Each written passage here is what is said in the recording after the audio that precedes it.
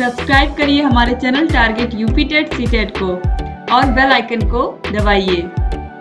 Hello दोस्तों, मैं आनंद स्वागत करता हूं आप सभी का आपके अपने channel target UP TET CTET में। दोस्तों हम पढ़ रहे हैं आपके डीएलएड सेकंड सेमेस्टर के राजन सीरीज के जो 2022 की नई राजन सीरीज है उसको हम लोग पढ़ रहे हैं। और इसमें बहुविकल्पी प्रश्न में हमने 75 प्रश्न देख लिए हैं 3 पार्ट में। इससे पहले 3 क्लास मैंने लिया है, 3 वीडियोस बनी है, उसका लिंक आपको नीचे डिस्क्रिप्शन में मिल जाएगा। अगर आपने नहीं देखा है तो पहले वो क्लास आप देख लीजिए, फिर ये क्लास देखिएगा। और इससे पहले भी मैंने राजन सीरीज पढ़ाया हुआ है।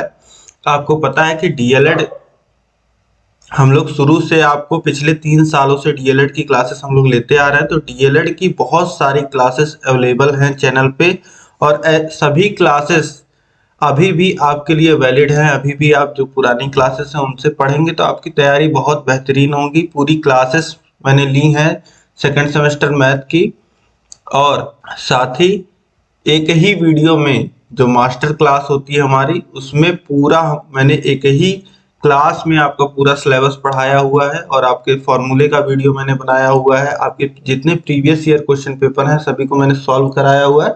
तो सब कुछ अवेलेबल है, नीचे डिस्क्रिप्शन में लिंक मिलेगा। आपको मैथ के सामने एक प्लेलिस्ट दिखेगा, मैथ लिखा हुआ, उस पर आप जाओगे तो आपको उसमें कम से कम 60-70 वीडियोस क्लासेस देखने को मिल जाएंगी। वहां से आप पढ़ाई कर लोगे तो आप जरूर ही बहुत अच्छा स्कोर करोगे। अब हम लोग देखते हैं, इस क्लास में आगे बढ़ते हैं। देखिए क्वेश्चन नंबर 76 है, समीकरण 2.8x बराबर 5.4 धन x का हल है। तो इसको हल करना बहुत ही आसान है। बस आपको क्या करना है, यहाँ पे जो x वाले पद हैं उनको एक तरफ कर लेना है और जो कांस्टेंट है उसको एक तरफ कर लेना है। तो x जिन पदों में होता है उसको हम लोग x का पद बोलते हैं, और जिसमें कोई x की घात शून्य होती है उसको हम लोग क्या बोलते हैं, कांस्टेंट बोलते हैं। तो देखिए यहाँ 2.8x है इधर, तो 2.8x यहाँ है और x प्लस x यहाँ है, और इधर ही आएगा बराबर के तो -x हो जाएगा, चिन्ह बदल जाता है। 5.4 और 1.8x बराबर हो जाएगा 5.4। अब देखिए 1.8 गुणे x है, ठीक है। तो केवल x का मान अगर हमें निकालना होगा तो हम क्या करेंगे, 5.4 और उधर गुणे में था 1.4 तो इधर आएगा तो भाग में हो जाएगा। अब देखिए दशमलव हटा सकते हैं हम लोग, ऊपर नीचे 10 का गुणा कर दीजिए तो ये कितना हो जाएगा, 54/18, और 18 तिया कितना होता है, 54 होता है। तो 3 बार में कट जाएगा और x का मान कितना आ जाएगा, 3। तो x की वैल्यू इस तरीके से आप सॉल्व करोगे तो इसका हल कितना हो जाएगा। किसी भी समीकरण का हल क्या होता है, वो x का वह मान जिसको हम लोग समीकरण में रख दें तो दोनों पक्ष बराबर हो जाए। तो यहाँ पे अगर आप x का मान 3 रख देते हो तो दोनों पक्ष बराबर हो जाएंगे, ठीक है। इसके बाद देखिए प्रश्न संख्या 77 है, यदि किसी समबाहु त्रिभुज का क्षेत्रफल 400√3 वर्ग सेमी हो तो उस त्रिभुज का परिमाप होगा। अब एक समबाहु त्रिभुज दिया गया है, उसका क्षेत्रफल आपको दिया गया है और उसका परिमाप आपसे पूछ रहा है। समबाहु त्रिभुज क्या होता है, समबाहु त्रिभुज होता है जिसकी तीनों भुजाएं जो हैं वह बराबर होती हैं, और इसका एरिया क्षेत्रफल का जो फॉर्मूला होता है वह होता है √3/4 भुजा स्क्वायर, ठीक है। अब एरिया हमको यहाँ पे दे ही दिया है, एरिया है 400 इंटू √3 ये दिया गया है, और यहाँ √3/4 और भुजा मान लेते हैं a है तो a का स्क्वायर हो जाएगा। अब देखिए a स्क्वायर को एक तरफ आप रखिए और बाकी चीजों को आप एक तरफ कर दीजिए। तो 400 इंटू √3 इधर था। अब देखिए यहाँ पे बटे में 4 था तो यहाँ गुणे में 4 हो जाएगा, और यहाँ गुणे में √3 था तो भाग में √3 हो जाएगा, यही हो जाएगा, ठीक है। आप समझ पा रहे होंगे। अब देखिए √3 कट जाएगा, 400 का गुणा 4 में होगा तो हो जाएगा 1600, और a स्क्वायर बराबर हो जाएगा 1600, और a बराबर हो जाएगा √1600। 1600 को क्या लिखा जा सकता है, 40 गुणे 40। तो a का मान कितना आ जाएगा, 40 आ जाएगा। a का मान 40 आ गया, मतलब त्रिभुज की एक भुजा हो गई 40, ठीक है। और समबाहु त्रिभुज है तो सभी भुजाएं कितनी होंगी, 40। और परिमाप आपको पता होता है कि किसी भी आकृति का परिमाप क्या होता है, अगर ए पॉइंट से चलना शुरू करें तो ए से बी, बी से सी, फिर सी से ए, टोटल ये जो दूरी होती है इसी को हम लोग परिमाप बोलते हैं। तो टोटल दूरी निकालने के लिए 40 धन 40 धन 40 यानी कि 120 क्या हो जाएगा, परिमाप हो जाएगा। तो 120 सेंटीमीटर त्रिभुज का परिमाप हो जाएगा। ऑप्शन बा सही हो जाएगा। इसके बाद देखिए प्रश्न संख्या 78 है, x square minus 2xy plus 9 और x square plus 2xy minus 8y square का योगफल होगा। आप जोड़ोगे तो देखिए जोड़ने में कोई चिन्ह परिवर्तन नहीं होगा, बस बीच में प्लस का चिन्ह लग जाएगा। और यहाँ पे देखिए है माइनस 2xy, यहाँ पे है प्लस 2xy, ये कट जाएंगे। और एक्स स्क्वायर यहाँ देखिए प्लस एक्स स्क्वायर है, यहाँ भी प्लस एक्स स्क्वायर है, तो प्लस 2x स्क्वायर हो जाएगा। और यहाँ पे देखिए प्लस 9y स्क्वायर है और यहाँ पे माइनस 8y स्क्वायर है, तो 9y स्क्वायर में से 8y स्क्वायर घट जाएगा तो बचेगा 1y स्क्वायर यानी कि y स्क्वायर। तो यहाँ पे उत्तर क्या होगा, देखिए 2x square plus Y square. Option बा जो हो जाएगा यहाँ पे 2x square plus Y square, यह बिल्कुल सही हो जाएगा। इसके बाद देखिए नेक्स्ट क्वेश्चन है 79, इनमें कौन सी अभाज्य संख्या है, अभाज्य संख्या जो खुद से या फिर एक के अलावा किसी और से संख्या से ना कटती हो। तो देखिए 9 जो है वह 1 से 3 से और 9 से कटता है, यह भाज्य है। 18 भी भाज्य है, 6 भी भाज्य है। तो अभाज्य संख्या है 11 जो कि 1 और 11 खुद से ही कटता है और किसी संख्या से नहीं। इसके बाद देखिए प्रश्न संख्या 80 है, इनमें से कौन सी भाज्य संख्या है, भाज्य संख्या कौन सी है यह आपको बताना। देखिए आ ऑप्शन ही 6 जो है वह भाज्य है, बाकी बा 23 अभाज्य है, सा 7 अभाज्य है और दा 31 यह भी क्या है, अभाज्य है। उसके बाद देखिए प्रश्न संख्या 81 है, 24 36 का मासा पा क्या होगा। तो 24 और 36 का मासा, मासा देखिए मतलब वह बड़ी से बड़ी संख्या जो इन दोनों को विभाजित करती है। अब देखिए 2 भी इन दोनों को विभाजित करता है और 4 भी इन दोनों को विभाजित करता है, लेकिन वो बड़ी से बड़ी संख्या अगर आप देखोगे 6 भी इन दोनों को विभाजित करता है, लेकिन 12 जो है वह बड़ी से बड़ी संख्या आपको मिलेगी जो इन दोनों को विभाजित करता है। ठीक है, तो इस तरीके से भी आप सोच सकते हैं या फिर आप सॉल्व करके भी निकाल सकते हैं। सॉल्व करने का तरीका तो आपको पता ही है, इस तरीके से मैंने आपको बता दिया। तो ऑप्शन आ 12 सही हो जाएगा। और अगर आप सॉल्व करके निकालना चाहते हैं तो सॉल्व करके भी मैं आपको एक बार जल्दी से बता देता हूं। तो 24 और 36 आप लिखोगे, मासा निकालना है तो 2 से भाग करेंगे और दोनों संख्याओं का कटना जरूरी होता है। तो 12 और 18 फिर 2 से भाग करेंगे तो ये हो जाएगा 6 और 9, फिर देखिए 3 से भाग करेंगे तो हो जाएगा 2 और 3। अब देखिए इसके बाद दोनों संख्याएं जहां तक कटती हैं वहीं तक हम भाग करते हैं। ठीक है, तो ये हो जाएगा मासा कितना हो जाएगा, 2 गुणे 2 गुणे 3, तो ये कितना आ जाएगा, 2 दूनी 4 त्रिक 12। तो इस तरीके से भी आप 12 निकाल सकते हैं। ऑप्शन आ सही हो जाएगा। इसके बाद देखिए व्यंजक एक्स क्यूब प्लस 1 और एक्स स्क्वायर माइनस 1 का मासा है। तो अब देखिए मासा किस तरीके से इसका निकलेगा। हमें व्यंजक दिया गया है x cube plus 1, x cube plus 1, तो इसको कितना लिखा जा सकता है। देखिए ए क्यूब प्लस बी क्यूब का फॉर्मूला आपने पढ़ा होगा, तो ये होता है एक ब्रैकेट में ए प्लस बी और दूसरे ब्रैकेट में a square minus a b plus b square. ये फॉर्मूला आपने पढ़ा होगा दोस्तों। तो इसी फॉर्मूले को हम यहाँ पे लगाते हैं। देखिए एक्स क्यूब प्लस 1 का क्यूब, 1 को 1 का क्यूब भी लिख सकते हैं क्योंकि 1 का क्यूब 1 ही आता है। तो अब देखिए इसको कितना लिखा जा सकता है, इसको लिखा जा सकता है x प्लस 1 एक ब्रैकेट में और दूसरे ब्रैकेट में x का स्क्वायर माइनस x इंटू 1 कितना हो जाएगा, x प्लस b का स्क्वायर यानी 1 का स्क्वायर कितना आ जाएगा, 1 आ जाएगा। ठीक, अब दूसरा जो व्यंजक हमको दिया गया है वह दिया गया है एक्स स्क्वायर माइनस 1, तो माइनस 1 को लिखा जा सकता है 1 का स्क्वायर और ए स्क्वायर माइनस बी स्क्वायर का फॉर्मूला अगर आपको पता हो तो एक ब्रैकेट में होता है ए प्लस बी और दूसरे ब्रैकेट में होता है ए माइनस बी। तो एक्स स्क्वायर माइनस 1 के स्क्वायर को लिखा जा सकता है x plus 1 into x minus 1। अब देखिए मासा जब लिखना होगा, मासा जब हमको लिखना होगा तो मासा में हम लोग क्या देखते हैं, हम लोग देखते हैं क्या कॉमन है, क्या ऐसी चीज है जो दोनों जगह है वही हम लोग लिख लेते हैं। गुणनखंड विधि से हम लोग कर रहे हैं, तो दोनों जगह देखिए x+1 है, तो x+1 कॉमन है दोनों जगह। जो चीजें कॉमन होती हैं सभी जगह उपस्थित होती है। जैसे दोनों व्यंजकों में x+1 उपस्थित है तो x+1 को मासा में लिख लेंगे, और यहीं पे अगर कुछ और भी होता गुणे में तो उसको भी लिख दिया जाता। ठीक है, तो इस तरीके से अभी जैसे यहाँ पे 2 का गुणा होता और यहाँ पे 4 का गुणा होता। ठीक है, तो 2 यहाँ पे 2 हमको कॉमन मिलता और यहाँ पे 2 गुणे 2 मिलता, तो हम केवल 2 कॉमन लेते हैं। ठीक है, तो इस तरीके से आपको समझाने के लिए मैंने बता दिया। तो जो जो चीजें कॉमन मिलती हैं उसको हम लोग मासा में लिख लेते हैं। संख्याओं में आपने देखा ही है, व्यंजकों में भी इसी प्रकार से करेंगे। तो मासा यहाँ पे क्या आ जाएगा, x+1 आ जाएगा।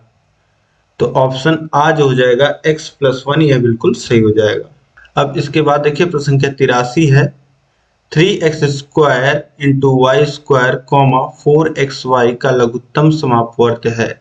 लघुत्तम समापवर्त LCM पूछ रहा है आपसे। तो देखिए यहाँ पे हमने मासा निकालना है, अब हमको क्या निकालना है, लासा निकालना है। क्वेश्चन नंबर 83, 3x² y², एक पद यह दिया गया है और दूसरा पद जो दिया गया है वह 4xy दिया गया है। यह दो पद दिए गए हैं। तो अब देखिए इसका हमको लासा निकालना है, तो इसको गुणनखंड के रूप में लिख लीजिए। 3 को 3 ही लिख सकते हैं, और 3 के बाद देखिए है x², तो x² को कितना लिख सकते हैं, x का 2 बार गुणा। इसी तरीके से y² को y का 2 बार गुणा, और यहाँ पे देखिए 4 को कितना लिखा जा सकता है, 2 × 2, और x की घात 1 है तो x और इंटू y। अब देखिए लासा हमको लिखना है, तो लासा में हम लोग क्या करते हैं, जितनी संख्याएं होती हैं संख्याओं की मैक्सिमम घात, जैसे 2 आ रहा है तो 2 की मैक्सिमम घात किसी पद में कितनी है, तो यहाँ पे 2 का 2 बार गुणा है मैक्सिमम, तो 2 का 2 बार गुणा कर लेंगे।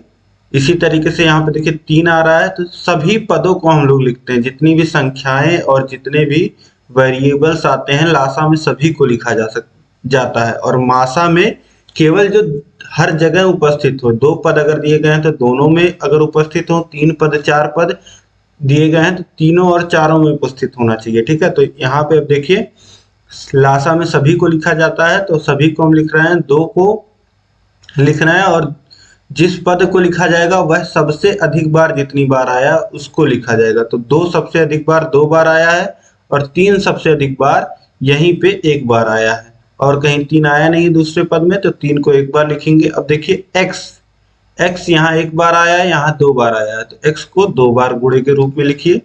और यहाँ पे देखिए y 1 बार आया है, और यहाँ पे y 2 बार आया है, तो y को 2 बार गुणे के रूप में लिखा जाता है। इसी को दूसरी भाषा में बोला जाता है कि कोई भी पद है, कोई भी वेरिएबल है या संख्या है, तो उसकी जो अधिकतम घात होती है उसको हम लोग लिखते हैं। तो अब देखिए 2 के घाते 2 या 2 का गुणा 2 बार तो 4 और त्रिक 12, और x² और y², ये आ जाएगा लासा आपका 12x² y²। अब यहाँ देखिए ऑप्शंस में आपको कहाँ दिया गया है, ऑप्शन सा में दिया गया है 12x² y², तो ऑप्शन सा सही हो जाएगा। इसके बाद देखिए प्रश्न की 84 है, x² y comma x³ y comma xy³ का लासा है। अब यहाँ देखिए आप सीधे सीधे लासा बता सकते हो। 3 पद दिए गए हैं, तीनों का आपको लासा पूछ रहा है, तो देखिए x y केवल आ रहे हैं हर पद में, तो x की देखिए मैक्सिमम घात क्या है, तो x की मैक्सिमम घात है 3, और y देखिए y की मैक्सिमम घात भी है 3, तो x³ y³।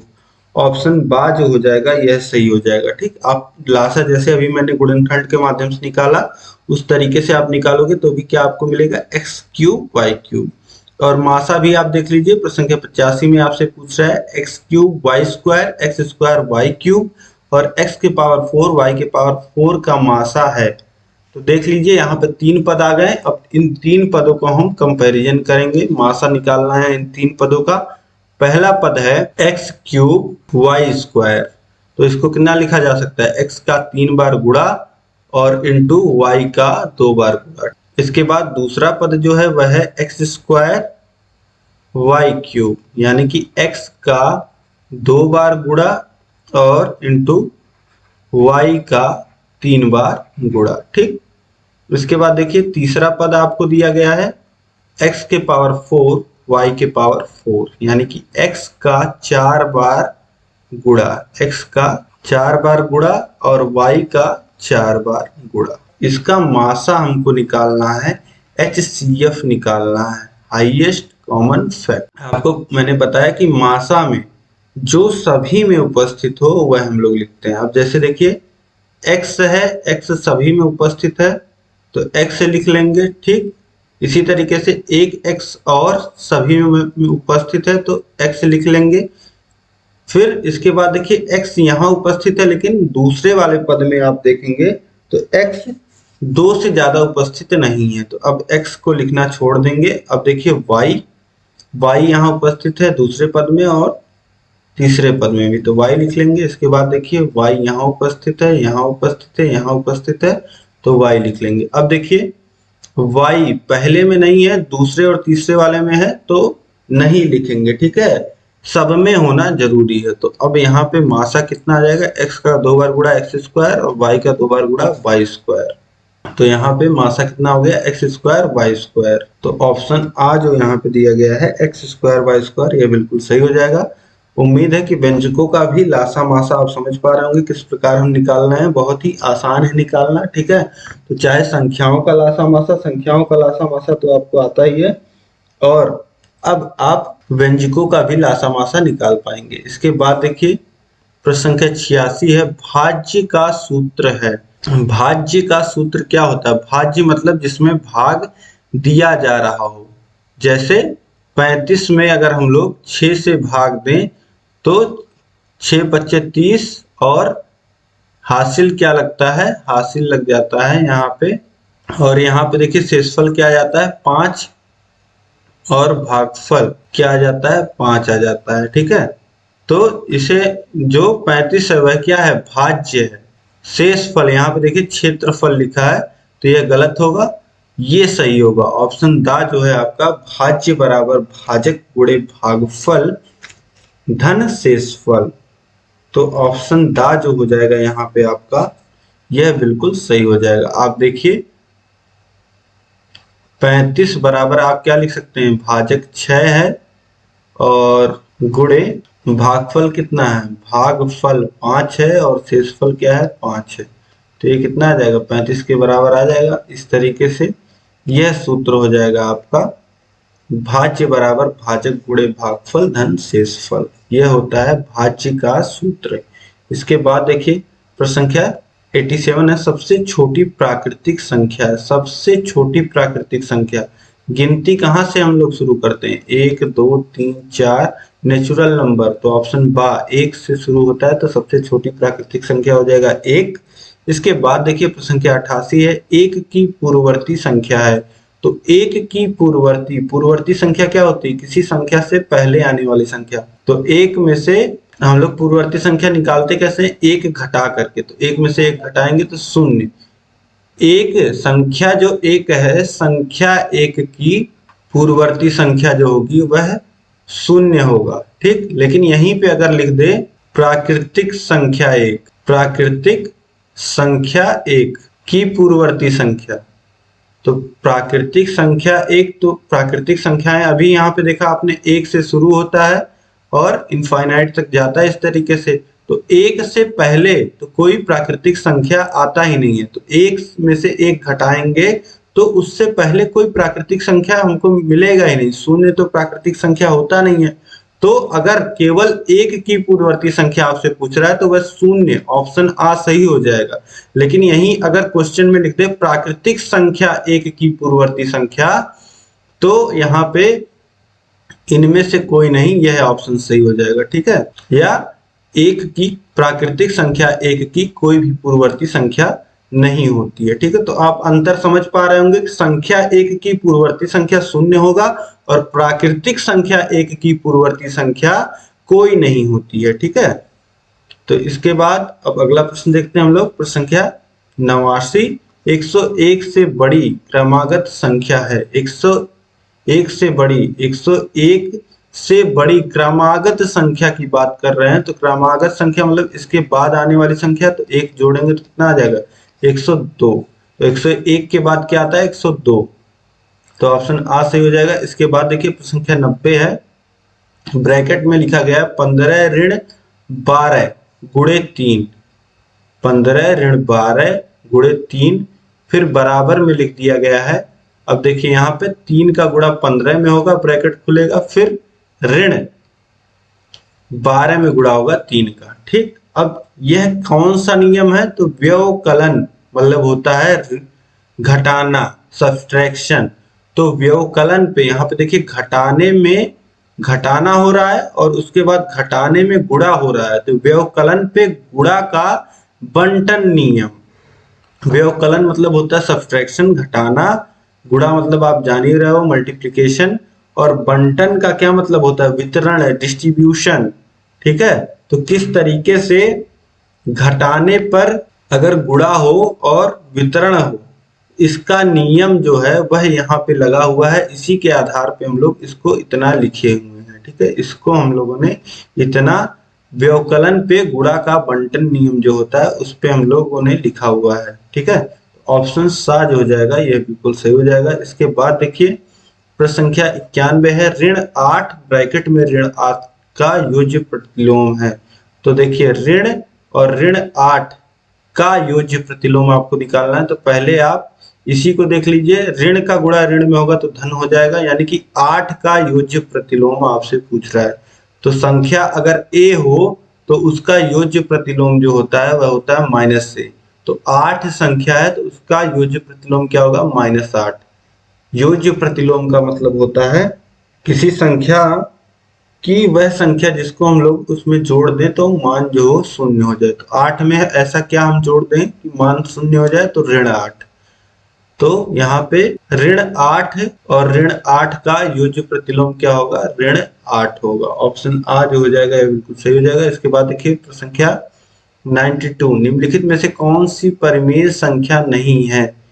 परिमेय संख्या नहीं है तो कौन सी संख्या इसमें इर्रेशनल है, यह आपसे पूछ रहा है। कौन सी संख्या अपरिमेय है यह आपको बताना है। 4 ऑप्शंस यहाँ पे दिए गए हैं। तो देखिए √3/2 यह क्या होगा, रूट वाली कोई संख्या जिसका स्क्वायर रूट ना निकलता हो। जैसे √3 का जो मान होता है दोस्तों, वह मान ऐसे दशमलव के बाद चलता रहता है। यह 1.325 इस तरीके से ये चलता रहता है।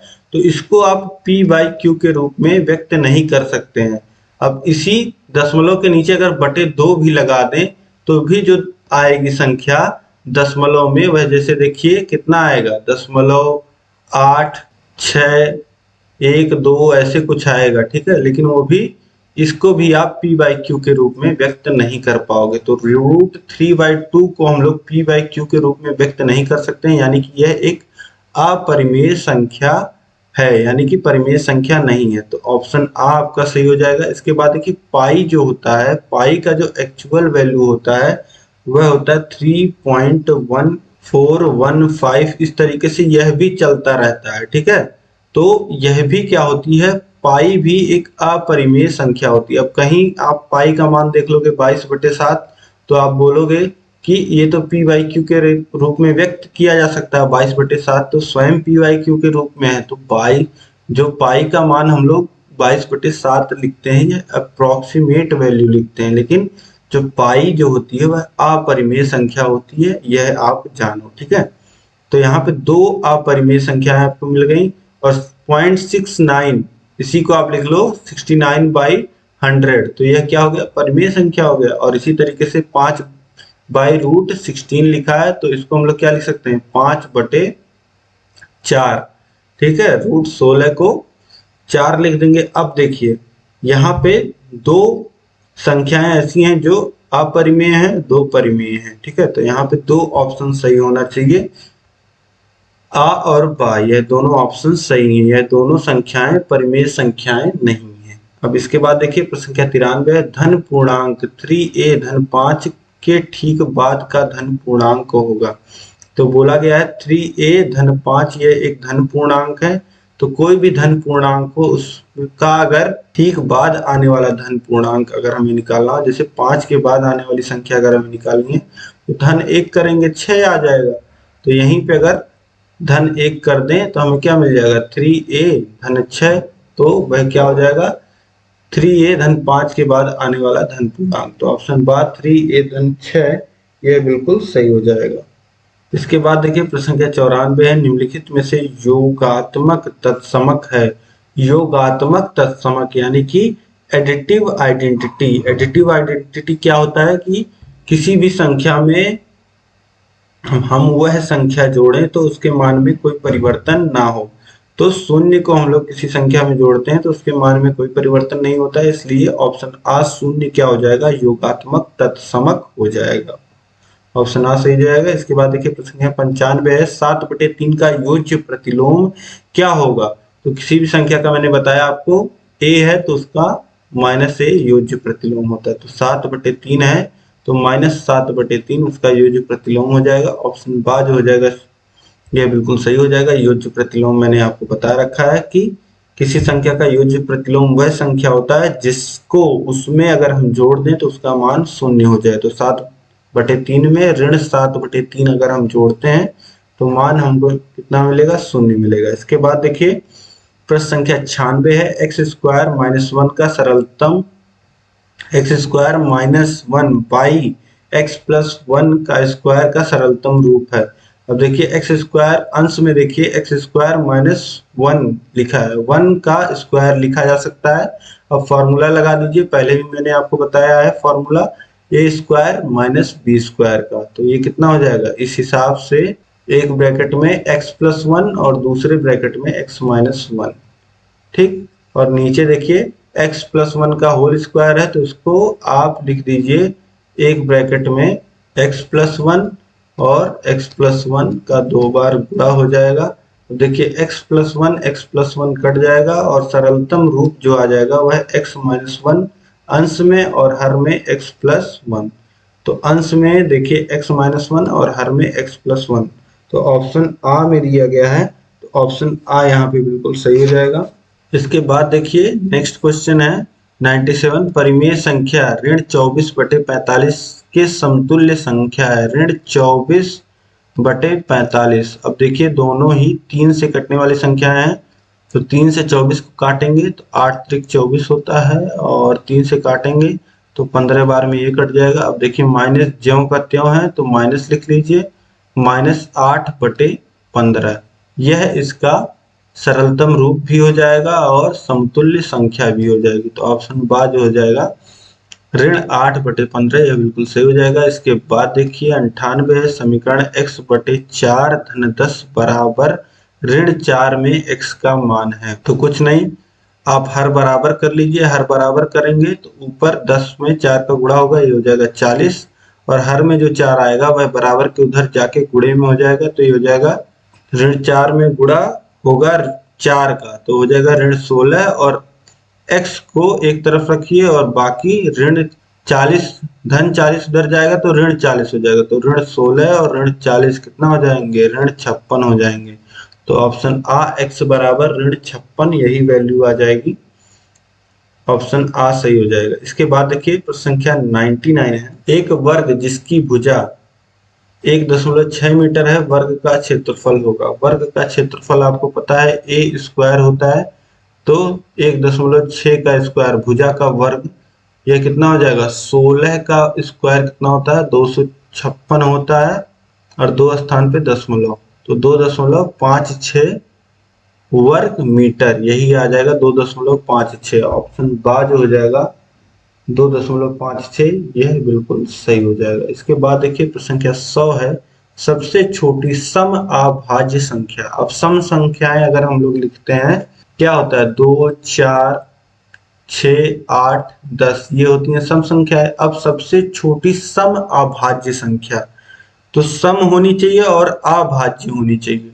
तो देखिए एक ना तो भाज्य होता है ना अभाज्य होता है और एक तो सम भी नहीं है। तो सम संख्याओं में देखिए 2 जो है वह सम संख्या है और अभाज्य है। तो ऑप्शन बा जो हो जाएगा 2, यह बिल्कुल सही हो जाएगा। इसके बाद देखिए प्रश्न संख्या 101 है, किसी त्रिभुज का क्षेत्रफल 45 वर्ग सेमी, आधार 15 सेमी, इस त्रिभुज का ऊंचाई है। ये तो मैंने पहले ही यह क्वेश्चन इसी बहुविकल्पी में सॉल्व कराया है। देखिए सब पूछे हुए प्रश्न है, डीएलएड 2018 में पूछा हुआ प्रश्न है।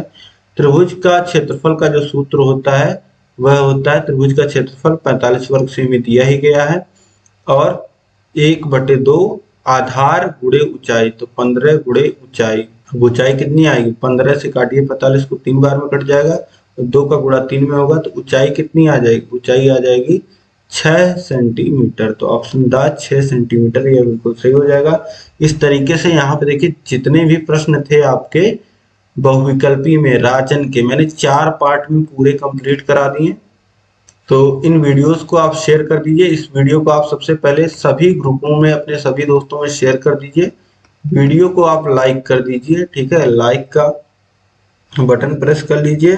और जो भी कहीं भी अगर इन प्रश्नों में कहीं भी दिक्कत अगर आपको आती है तो आप मुझे कमेंट करके बताइए, ठीक है। और ये आपने आज देखे 26 प्रश्न, कितने प्रश्न आपके सही हुए यह आप मुझे कमेंट करके बताइए। और अभी तक अगर आपने चैनल को सब्सक्राइब नहीं किया हुआ तो चैनल को सब्सक्राइब कर लीजिए और बगल में बेल आइकन होगा उस पर ऑल सेलेक्ट कर लीजिएगा, ताकि सभी नोटिफिकेशंस आपको मिल पाए और इस तरीके की महत्वपूर्ण वीडियोस आपसे मिस ना हो। अब हम लोग करेंगे राजन के अति लघु उत्तरीय प्रश्नों को और उसके बाद पवन के बहुविकल्पीय अति लघु उत्तरीय प्रश्नों को, और समय बचता है तो हम लोग क्या करेंगे, मैंने पहले वैसे आपको कराया है शायद, जो लघुत्तरीय प्रश्न है उनको भी हम लोग देखेंगे, ठीक है। और जो भी आपका रह जाता है, जो भी आपको पढ़ना है, आप मुझे कमेंट करके बताइए। सभी चीजें हम लोग पढ़ते हुए चलेंगे। पहले मैंने आपको सभी चीजें पढ़ा दी हैं, तो आप पूरा एक बार प्लेलिस्ट देख लीजिए। नीचे लिंक दिया गया है डिस्क्रिप्शन में, मैथ के सामने वाला लिंक आप क्लिक करेंगे, वहां पे आपको बहुत सारी वीडियो 60+ वीडियोस हैं, 60 से अधिक वीडियोस हैं, क्लास है, उसमें आप सभी क्लास को देख लीजिए कि कौन सी क्लास में क्या है। और कुछ रह जाता है, अगर आपको कुछ नहीं समझ में आता है तो आप मुझे कमेंट करके बताइए, मैं उस टॉपिक पे आपको वीडियो बना के दूंगा, ठीक है। तो अब हम लोग मिलेंगे नेक्स्ट क्लास में, और इसी तरीके से आपके सभी सब्जेक्ट्स के लिंक नीचे डिस्क्रिप्शन में दिए गए हैं, तो सभी सब्जेक्ट को पढ़िए, अपनी तैयारी को बेहतर बनाइए। इस क्लास में अंत तक बने रहने के लिए आप सभी लोग का बहुत बहुत धन्यवाद। जय हिंद।